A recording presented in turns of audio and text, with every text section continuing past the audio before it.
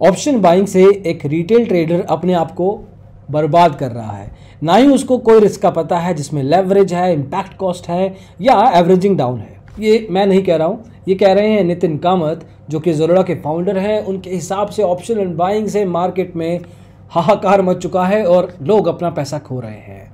ये सारा का सारा इम्पैक्ट कुछ ना कुछ लेवल पे मार्जिन रूल के ऊपर डाला है कि इंट्राडे मार्जिन रूल के कारण मार्केट में थोड़ी बहुत उथल पुथल हो चुकी है और उससे ट्रेडर को पता नहीं कहाँ पे पैसा लगाना चाहिए। ऑप्शन बाइंग में आ रहा है। जो स्टॉक मार्केट में इक्विटी में ट्रेडिंग करता था, इंट्राडे करता था, अब वो ऑप्शन बायर बन चुका है, लेकिन उस चक्कर में वो अपना नुकसान ही कर रहा है।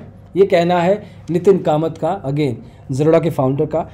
क्या है उनका एनालिसिस और क्या कर सकता है एक नॉर्मल ट्रेडर इस सिचुएशन में, इस वीडियो में देखेंगे। तो आइए शुरू करते हैं।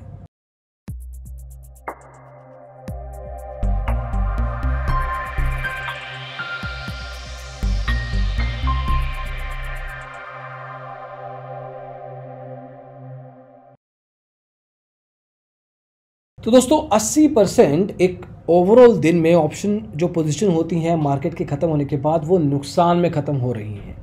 ये बाइंग जो है रिटेल ट्रेडर को ऑप्शन जैसे को ट्रेडिंग कर रहा है जो कि इंट्राडे ट्रेडिंग करता था, ये एक मार्केट में शिफ्ट आया है, मोमेंटम शिफ्ट आया है। जो कि स्टॉक्स और फ्यूचर्स में पैसा लगाते थे वो ऑप्शंस में चले गए हैं और इससे जो कि इंट्राडे लेवरेज पे रिस्क पे एक तरह से लिमिटेशन लगाई गई है मार्जिन के ऊपर, उस चक्कर में ये सारी की सारी भीड़ वहाँ पहुँच चुकी है और इनको खुद नहीं पता कि किस तरीके से इस फॉर्मेट ऑफ ट्रेडिंग में अपने आप का पैसा लगाना है। वो इंट्राडे ट्रेडिंग की सारी स्ट्रेटजीज ऑप्शन बाइंग में लगा रहे हैं और उस चक्कर में अपना नुकसान कर रहे हैं। नितिन कामत का ये भी कहना है कि पिछले 20 सालों में उन्होंने पता नहीं कितने रिटेल ट्रेडर से वो मिले हैं अलग अलग कैपेसिटीज़ में, और एक चीज़ उन्होंने नॉर्मली देखी है कि जो ऑप्शन बाइंग में लोग फंसते हैं वो अपना नुकसान ही करवाते हैं। ये अगेन नितिन कामत के एक्सपीरियंस के ऊपर है। दोस्तों ट्रेडर ज़्यादातर जब ट्रांजिशन करते हैं स्टॉक्स या फ्यूचर्स के ऊपर या ऑप्शंस में जाते हैं तो वो अपनी वही सेम पुरानी वाली स्ट्रेटजीज़ को यहाँ पे इम्प्लीमेंट करते हैं और अपना पैसा गंवा देते हैं।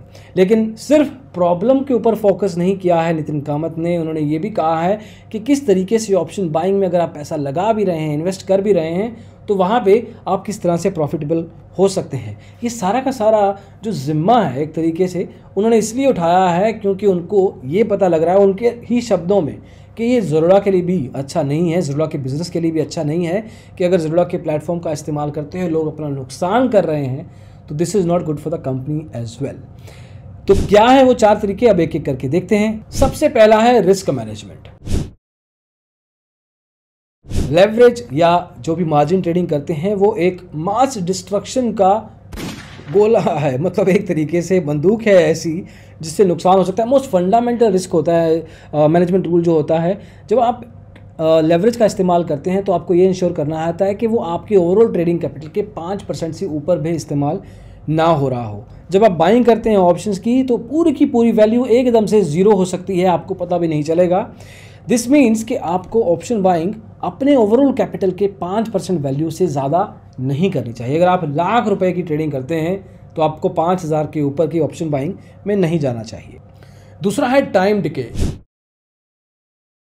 देखिए ऑप्शंस और नॉर्मल इक्विटी के इंट्राडे या डिलीवरी फॉर्मेट में एक बेसिक अंतर है कि ऑप्शंस में आपके समय के साथ आपका रिस्क बढ़ता जाता है।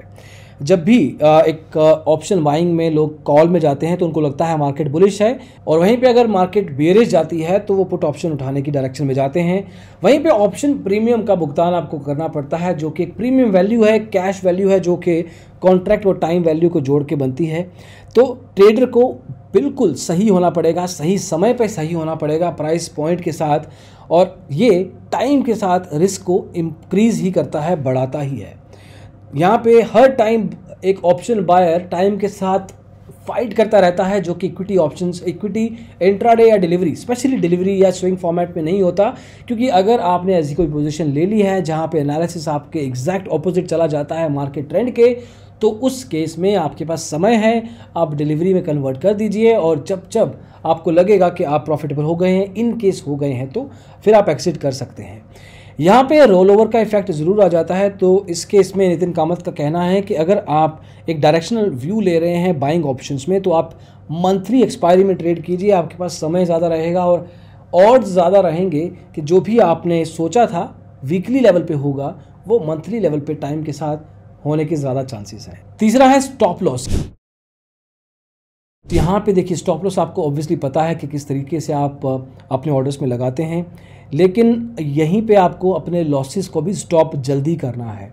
अगर आप इंट्राडे में हैं और आपका लॉस हो जाता है तो आप चुपचाप उसको डिलीवरी में कन्वर्ट करते हैं और फिर इंतज़ार करते हैं, जैसे कि आपको पहले बताया।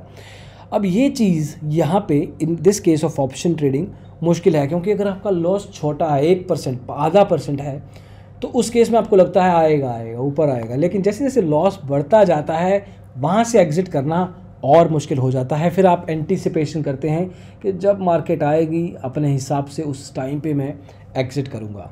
लेकिन जब बात आती है option trading, when you buy options, इस डिसीजन को होल्ड करना, अपने लॉसेस को कट ना करना आपके ही नुकसान की तरफ जाता है।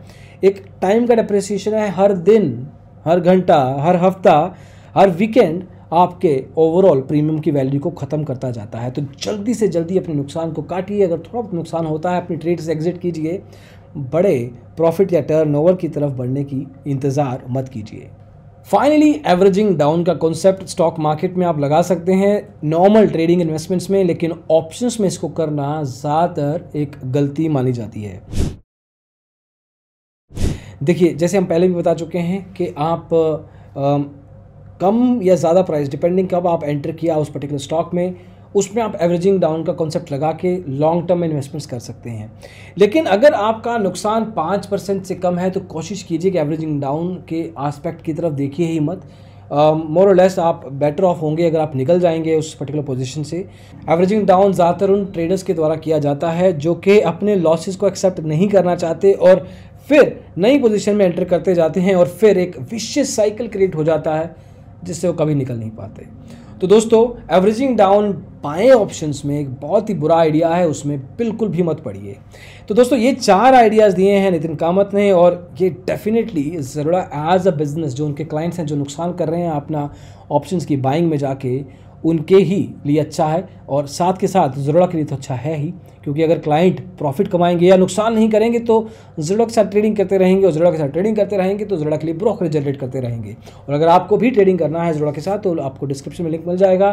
स्पॉन्सर वीडियो नहीं है ये, लेकिन फिर भी अगर आप अकाउंट ओपनिंग करना चाहते हैं तो आपको लिंक मिल गया और उसके बाद आप ट्रेडिंग कर सकते हैं। तो दोस्तों, ये थे कुछ नए market trends. Intraday margin rule पता नहीं कहाँ कहाँ जाके इम्पैक्ट करेगा, और ये हमने पहले भी बताया था कि किस तरह से एक स्टॉक ब्रोकर को ये इम्पैक्ट करेगा, तब जाके इनको रियलाइज़ होगा और तब जाके ये कुछ ना कुछ बोलना शुरू करेंगे। और अब ये हालांकि अभी भी यही कह रहे हैं कि उस चक्कर में ट्रेडर गलती कर रहा है, लेकिन अगर वो चक्कर ही नहीं होता तो ट्रेडर गलती नहीं करता। अभी के लिए इतना ही दोस्तों, अगले वीडियो में जल्दी मिलेंगे। जो भी आपको लगता है कमेंट्स में ज़रूर बताइए, उससे एक डायरेक्शन मिलती है, बाकियों को भी, हमें भी काफ़ी आइडियाज़ मिलते हैं। और मैं आपके हर कमेंट्स पढ़ता हूँ दोस्तों, रिप्लाई नहीं कर पाते, कुछ को रिप्लाई ज़रूर करते हैं लेकिन सबको रिप्लाई नहीं कर पाते। लेकिन नॉनदलेस आप अपनी तरफ से फीडबैक ज़रूर दीजिए, आपके लिए प्लेटफॉर्म है, आप ही का प्लेटफॉर्म है। अभी के लिए इतना ही। इस वीडियो को देखने के लिए बहुत बहुत शुक्रिया। Thank you so much. Bye.